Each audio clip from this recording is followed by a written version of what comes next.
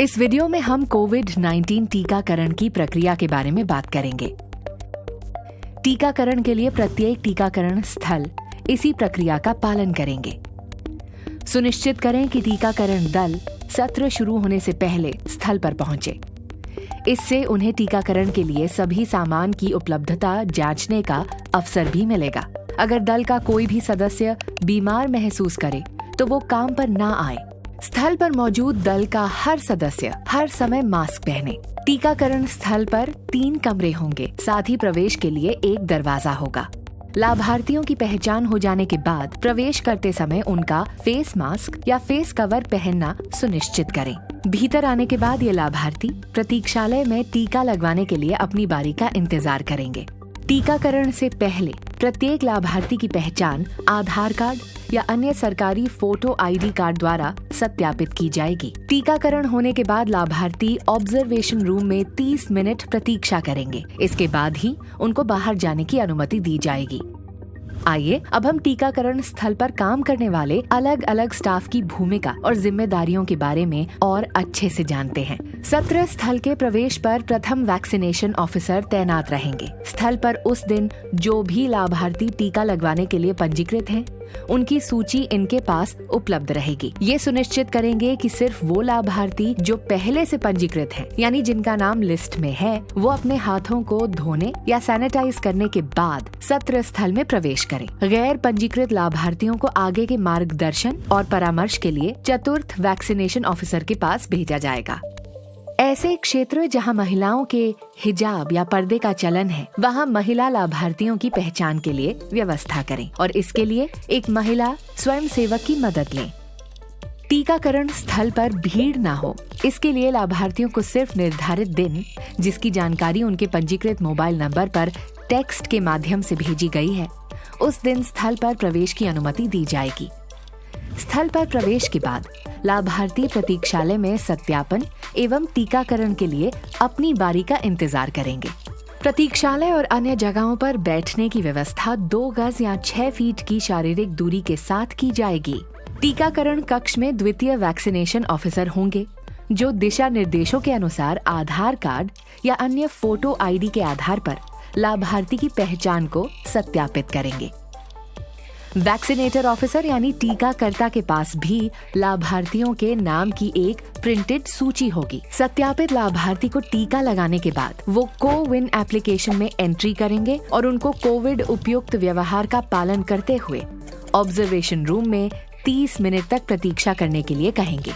पुरुष वैक्सीनेटर अफसर महिला लाभार्थियों को टीका लगाते समय एक महिला अटेंडेंट का टीकाकरण कक्ष में उपस्थित रहना सुनिश्चित करें। वैक्सीनेटर ऑफिसर्स को लाभार्थियों व अपनी सुरक्षा के लिए टीकाकरण के समय इन सभी बातों का ध्यान रखना चाहिए। टीकाकरण शुरू करने से पहले और समाप्त करने के बाद साबुन से हाथ धोएं। त्वचा पर मौजूद किसी भी तरह के कट या घाव को कवर करें। लाभार्थी की त्वचा पर किसी तरह का घाव, चोट या दाद इत्यादि हो तो ऐसी जगह पर टीका ना लगाएं। कोविड-19 टीकाकरण के लिए केवल एडी सिरिंज का उपयोग करें। हर लाभार्थी के लिए एक नई स्टेराइल पैक एडी सिरिंज का उपयोग करें। ऐसी एडी सिरिंज जिनकी पैकेजिंग खुली हुई या फटी हुई है या जिनकी एक्सपायरी डेट निकल गई है, उनका उपयोग ना करें।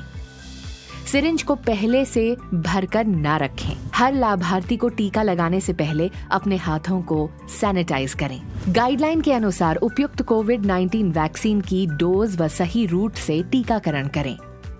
सुई को रीकैप ना करें, इस तरह से आपको चोट लग सकती है।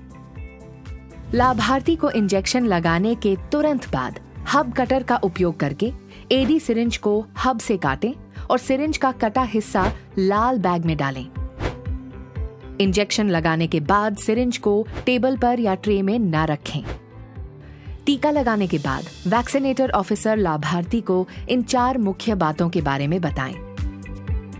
1. उनको कौन सा कोविड-19 टीका लगाया गया है। 2. लाभार्थी कोई भी एडवर्स इवेंट होने की स्थिति में निकटतम एएनएम, आशा या चिकित्सा अधिकारी से संपर्क करें। 3. लाभार्थी को एसएमएस द्वारा कोविड-19 वैक्सीन की दूसरी खुराक की तारीख और स्थान की सूचना दी जाएगी। 4. टीकाकरण के बाद भी कोविड उपयुक्त व्यवहार का पालन करना जारी रखें। टीकाकर्ता इन निर्देशों का पालन करके स्थल पर इंजेक्शन वेस्ट के सुरक्षित स्टोरेज को भी सुनिश्चित करें। 1. टीका लगाने के तुरंत बाद हब कटर से एडी सिरिंज के हब को काटें। 2. खून लगी हुई रुई को पीले रंग के बैग में डालें।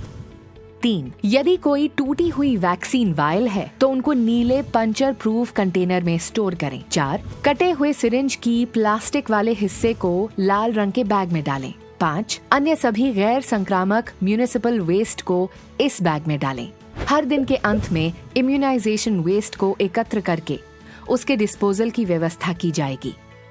टीकाकरण हो जाने के बाद लाभार्थी 30 मिनट के लिए ऑब्जर्वेशन रूम में प्रतीक्षा करेंगे, जहां उनकी देखरेख के लिए वैक्सीनेशन ऑफिसर तैनात होंगे। किसी भी AEFI के होने पर ये वैक्सीनेटर ऑफिसर को तुरंत सूचित करेंगे। केवल इन सभी महत्वपूर्ण चरणों और दिशा निर्देशों का पालन करके हम ये सुनिश्चित कर सकते हैं कि ये सभी टीकाकरण स्थल सुचारू रूप से चलें और वैक्सीनेशन ऑफिसर्स और लाभार्थियों को कोविड संक्रमण का कम से कम खतरा हो।